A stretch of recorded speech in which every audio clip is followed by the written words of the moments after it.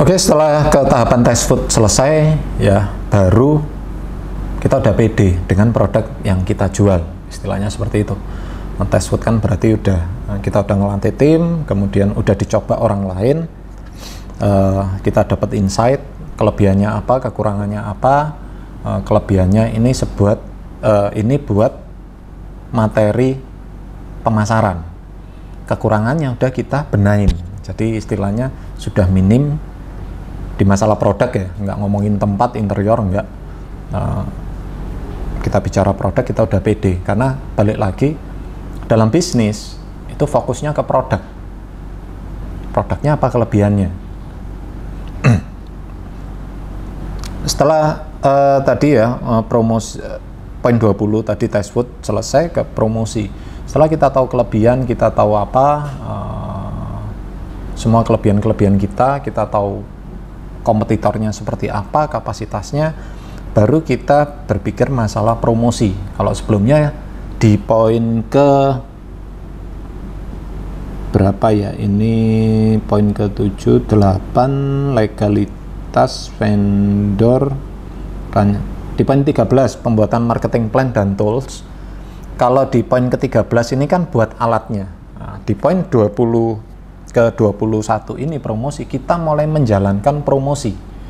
Jadi mulai istilahnya pasang nih banner opening soon, soft opening, atau tanggal grand opening. Misal soft opening tanggal 1, grand opening tanggal 15, misal gitu. Kita udah mulai ngiklan, bikin umbel-umbel di pinggir jalan, spanduk pinggir jalan, atau sebar brosur, atau mulai mengundang teman-teman, nanti datang ya di soft opening.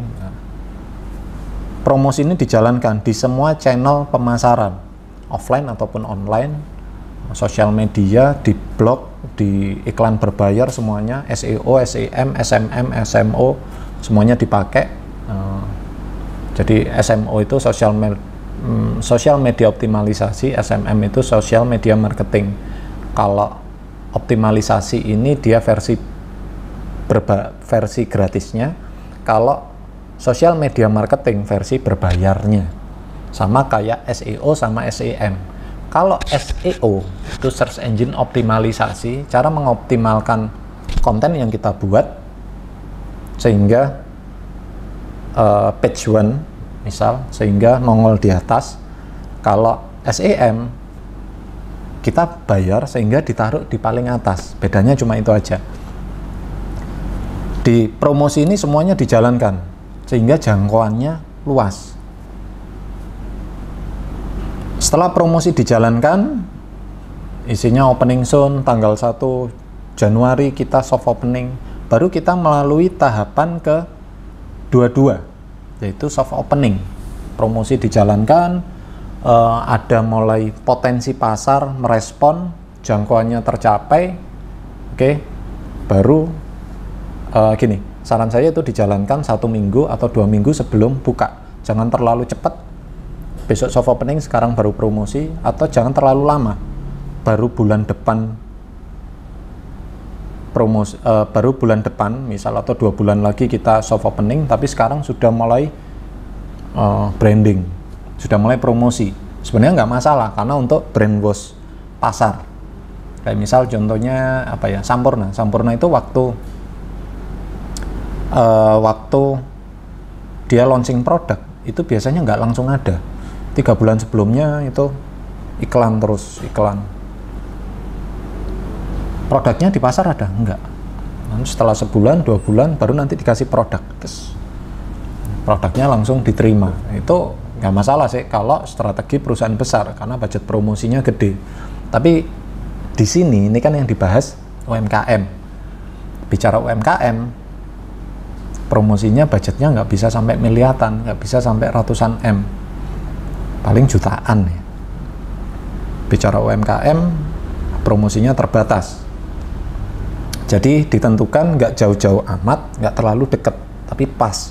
Standarnya ya 1 mingguan lah sebelum soft opening, baru kita bisa sebar undangan soft opening misal ke orang-orang terdekat, ataupun ngiklan. Yang diiklankan adalah tanggal grand openingnya, seperti itu.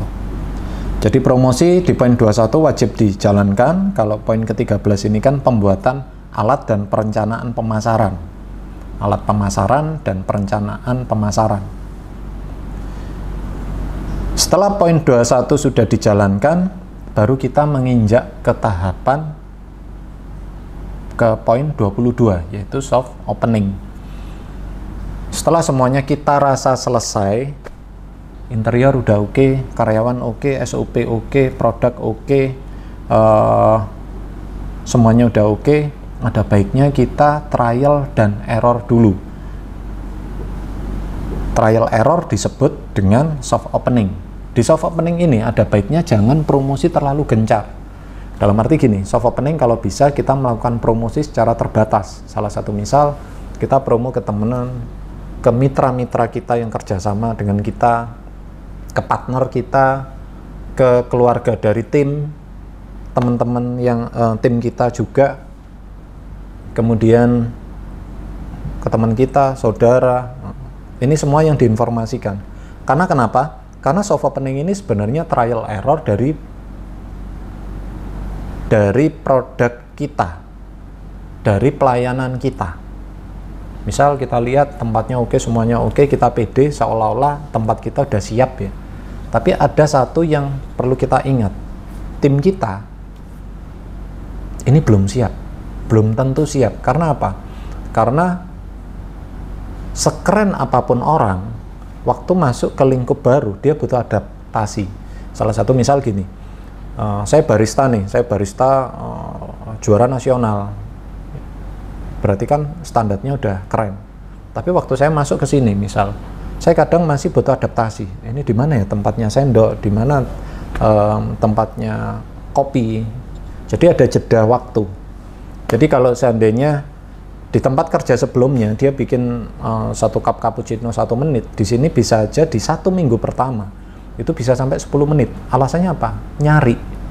Bukan nggak bisa ya. Kalau steam udah pasti, kalau bikin shot espresso udah pastilah. Misal 30 detik, kalau steam pasti 30 detik pasti jadi.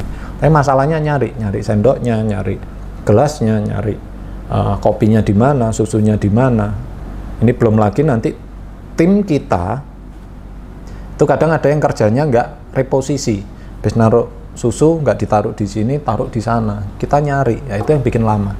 Itu kenapa harus ada soft opening. Soft opening itu tujuannya adalah trial error, tujuannya adalah mencari insight positif. Waktu kita test food oke, menunya oke, waktu kita bikin resep menunya udah oke, tapi waktu dijual belum tentu oke. Waktu soft opening ternyata pasar beda lagi yang datang. Wah ini nggak enak, oh ini enak, tempat udah keren, kemudian waktu dinyalakan mesin nyala, AC nyala, semuanya nyala, ternyata lampunya nggak kuat, ternyata 5000 watt kurang karena listriknya, misal AC-nya 4 PK, AC-nya aja 4000 watt misal, mesin kopinya 3000 watt. Wah ini kurang ini kalau 5000, berarti ini harus 7000 atau mungkin 10.000 watt. Dari situ kita tahu, oke, kita nggak perlu kebakaran jenggot di waktu soft opening, kita nggak perlu marah-marah di waktu soft opening. Itulah fungsi dari soft opening. Kadang tempat yang kita anggap udah keren, udah oke, ternyata banyak kesalahannya. Misal gini, kita udah ngerekrut barista juara 1 nasional, tapi waktu bikin cappuccino dia 1 cupnya itu bikin 20 menit. Nggak usah marah-marah, karena dia butuh adaptasi. Atau mungkin waktu semua nyala listriknya nggak kuat, atau mungkin parkirannya nggak muat, yang datang 1000 orang, parkirnya nggak muat. Atau mungkin kita lupa musim hujan, dari parkiran ke outlet ini jaraknya sekitar agak jauh, 100 meter misal, parkirannya di depan. Nah, dari 100 meter itu banyak orang yang kehujanan dan basah-basahan. Dari situ dicatat semua permasalahan keluhan selama soft opening dicatat. Itu alasannya kalau bisa undang orang yang dekat dengan kita biar kita dapat insight positif.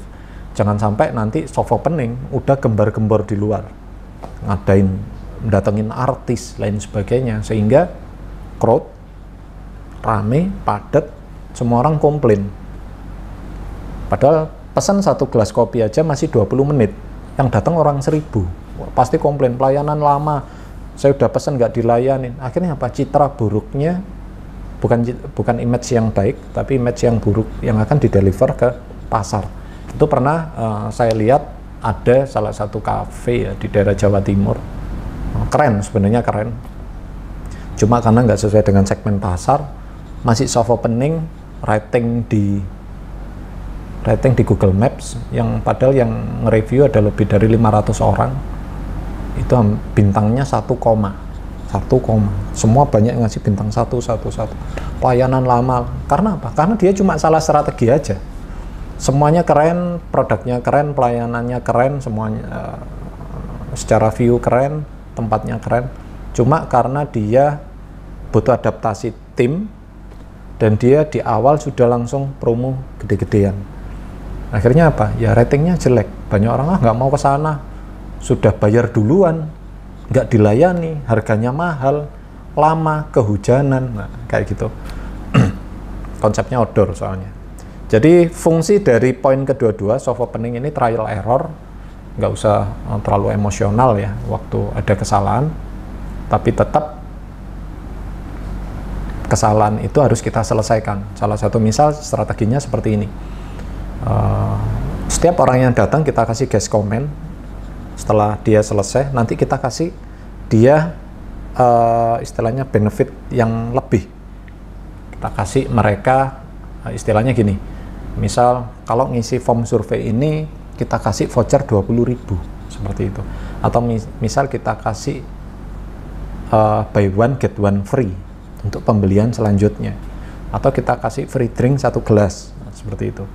Jadi orang datang kita kasih diskon misal 20%, kemudian setelah dia ngisi survei jujur semuanya, kita kasih voucher atau diskon atau free drink istilahnya, gratis 1 gelas minuman. Nah, kenapa itu harus kita lakukan? Karena sebenarnya soft opening ini trial error, gimana kita nggak ambil keuntungan di situ.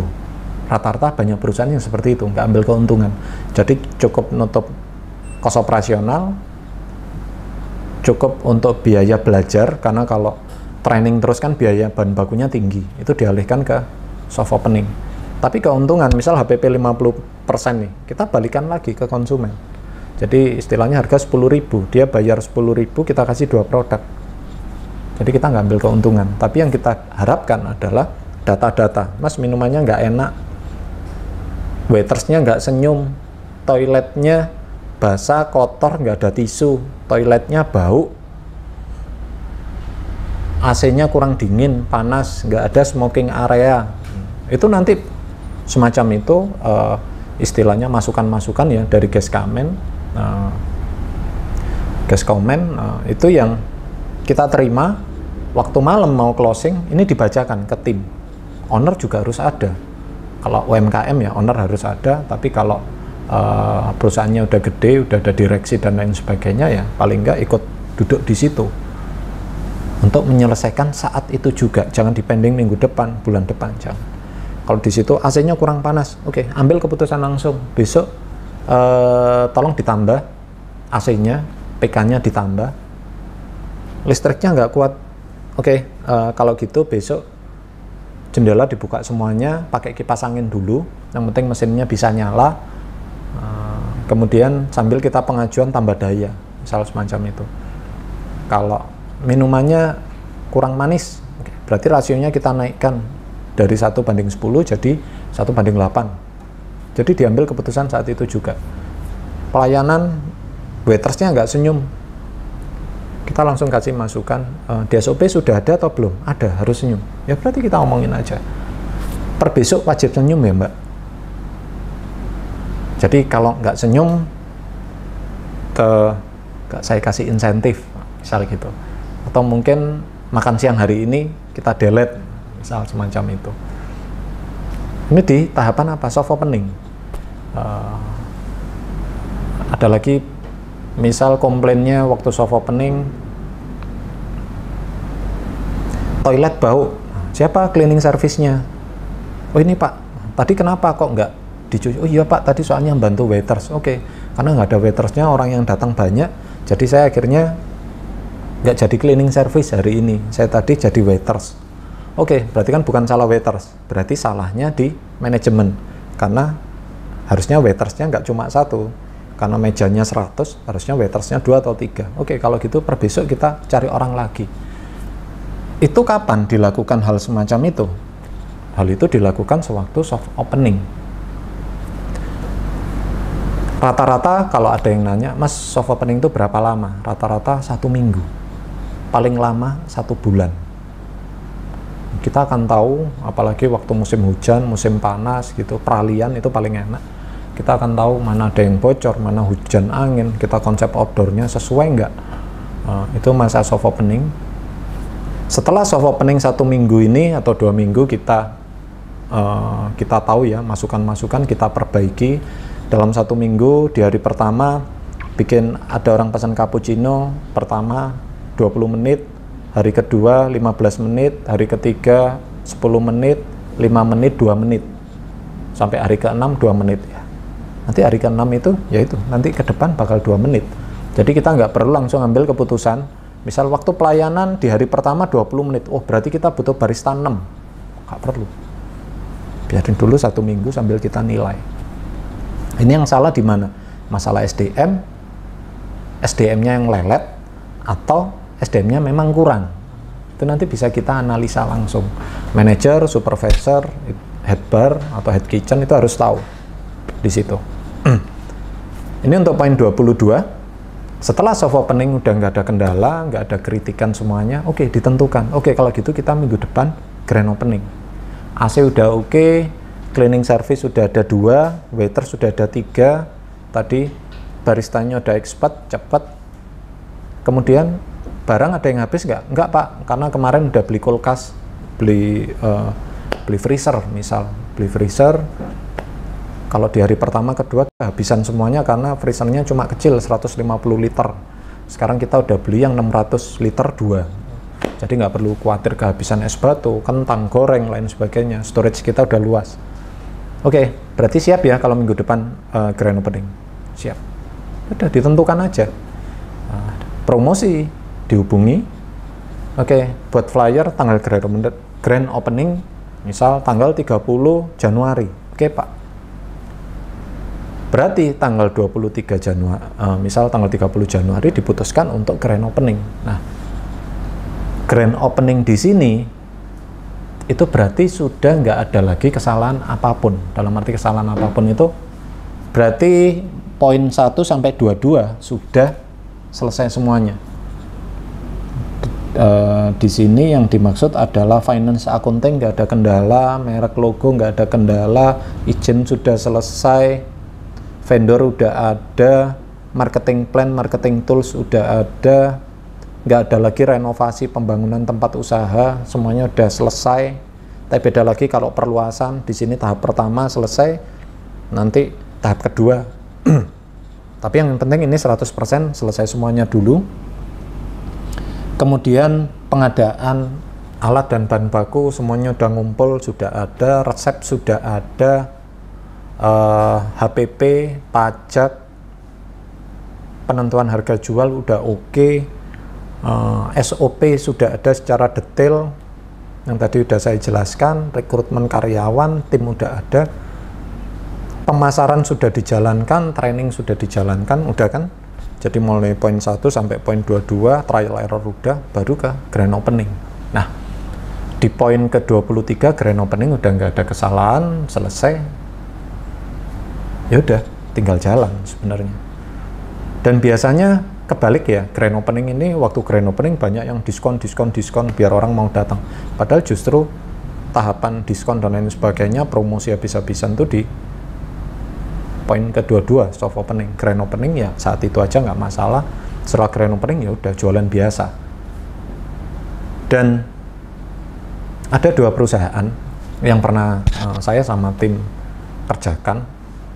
Yang pertama perusahaan yang gagal dan yang berhasil. Perusahaan yang gagal, yang belum apa-apa udah grand opening. Perusahaan yang berhasil adalah yang setelah grand opening saya nggak ngapa-ngapain, saya sama tim. Biasanya cuma duduk. Saya sebagai konsultan ya, apa yang saya kerjakan? Enggak ada. Karena apa? Semuanya kan udah berjalan autopilot. Semuanya udah berjalan otomatis. Misal, Mas produknya gimana? Itu ada headbar. Kitchen gimana produknya? Ada head kitchen. Pemasaran, ada marketing, diawasi sama manajer. Tanya apa lagi? Dia pakai kaos tangan. Oh, itu bukan tanggung jawab saya, itu tanggung jawabnya headbar. Nanti saya negurnya ke headbar, seperti itu. Kalau semua udah berjalan, grand opening, ya udah, saya nggak ngapa-ngapain. Diharapkan owner nanti di tahapan grand opening, mikirnya sudah bukan di operasional, tapi di ide sama pengembangan. Jadi, ini ya kesimpulan 23 langkah membangun bisnis kuliner, dibangun dulu. Jadi mulai awal, ditentukan modal awal sampai grand opening. Jadi panjang, berapa jam video ya. Setelah grand opening berarti kita sukses membangun sebuah bisnis.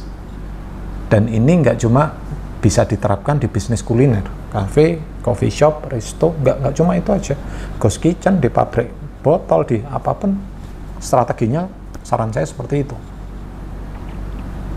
Ini tahapan 23 langkah membangun bisnis kuliner, membangun aja. Setelah dibangun ya udah, tugas kita selaku owner selesai. Selanjutnya adalah setelah membangun baru ke menjalankan. Bagaimana menjalankan dan mengembangkan, semacam itu. Menjalankan berarti apa? Ya kita harus jalanin report, perencanaan kedepannya seperti apa, disesuaikan dengan di awal tadi. Di awal kita membangun bisnis plan, perencanaan bisnis. Setelah kita punya outlet, harapannya kan outlet 1 jadi outlet 2, jadi outlet 3, 4. Semuanya dijalankan, dikembangkan. Kita satu kita kontrol dulu, jangan satu kita nggak kontrol terus bikin 100, nanti bermasalah. Satu kita kontrol, oke, dari kontrol ini kita delegasikan terus ke apa? Ke unit manager misal, atau unit ke manajer bisnis. Oke, ini pegang, gimana caranya untung. Sudah ada pendelegasian ke 1, kita bikin duplikasi kedua. Ini dalam arti menjalankan, mengembangkan yang kedua. Ini dijalankan, sudah berjalan, baru ke outlet ketiga, outlet keempat. Jangan terlalu prematur. Banyak sekali yang gagal karena prematur. Awalnya keren, awalnya itu 1 rame, antri-antri. Ternyata dia nggak pakai survei, nggak pakai menjalankan, dia overconfidence. Oke, 1 outlet aja saya yang dihitung untung. 1 outlet ini untungnya 100 juta 1 bulan, padahal modalnya cuma 50 juta. Kalau saya punya 100 kafe, keren ini. Tanpa survei, tanpa apapun, tuh banyak yang seperti itu. Buka cabang, das. Ternyata ini minus semuanya. Akhirnya bukan untung 100 juta kali 100, tapi malah minus 1 juta kali 100. Itu sering seperti itu. Karena apa? Overconfidence, nggak diukur kemampuan, pendelegasian. Jadi cuma dibangun, kemudian dikembangkan, tapi tidak dijalankan. Harusnya apa? Dijalankan dulu, pendelegasian. Waktu ini enggak, misal saya punya outlet A, ini saya jalankan dulu. Setelah bahasanya setelah ini saya jalankan, saya delegasikan. Setelah saya delegasikan, oke, berarti kan saya free. Saya masuk ke outlet kedua, outlet B. Saya jalankan dulu, kemudian saya delegasikan. Setelah itu lanjut lagi ke outlet C, outlet D, E, F, terus seperti itu. Jangan 1 dibangun langsung dikembangkan tanpa dijalankan, itu pasti jebol. Jadi bukan masalah siapa yang menjalankan, bukan masalah konsep bisnisnya apa, karena banyak sekarang ini yang nyinyir jangan masuk ke dunia kuliner. Kenapa? Dunia kuliner ini rugi investasi sekarang. Enggak kok. Kalau ada yang ngomong rugi, ngomong bisnis kuliner itu enggak baik, itu karena dia nggak paham bisnis. Jadi gini, bisnis kuliner itu mudah diamati, mudah dilihat. Semua orang bisa bikin teh, semua orang bisa bikin es teh, semua orang bisa bikin kopi misal. Tapi nggak semua orang bisa menjalankan bisnis jualan es teh yang sederhana. Semua orang bisa bikin teh, cuma teh. Rata-rata yang dipelajari adalah produknya, sehingga mereka gagal. Wah, teh aja saya bikin teh yang enak. Oh, itu produk es teh itu nggak enak. Produk teh racik itu nggak enak. Misal ini, saya bisa yang bikin yang lebih enak. Tapi ternyata yang bisa bikin lebih enak itu dia nggak bisa jualan, sehingga berpikir yang disalahin apa? Pasar. Ternyata bisnis minuman tuh nggak baik. Ternyata teh itu nggak laku. Itu karena apa? Karena bukan salah pasarnya, bukan salah produknya, bukan salah bisnisnya. Karena yang salah apa? Yang berpikir seperti itu. Jadi tetap optimis buat teman-teman yang mau bisnis di kuliner. Ini 23 langkah membangun. Jangan habis bangun terus ditinggal. Kayak misal saya bangun rumah terus saya tinggal, ya udah jadi rumah kosong. Harusnya setelah saya bangun rumah, langkah kedua adalah saya huni. Dalam arti di situ adalah mengelola. Setelah dihuni, ya nanti dikembangkan lagi. Satu rumah jadi 2 rumah, nanti jangan dikosongin, rugi. Suruh orang lain, entah itu disewakan, entah itu kita ke rumah kedua, rumah ketiga, seperti itu. Analoginya seperti itu. Jadi itu untuk 23 langkah membangun bisnis kuliner, sangat panjang. Saran saya dijalankan, dikelola dengan baik, dipertimbangkan, setelah itu terakhir dikembangkan. Oke, sekian dulu untuk materi panjang kita 23 langkah membangun bisnis kuliner. Terima kasih. Assalamualaikum warahmatullahi wabarakatuh.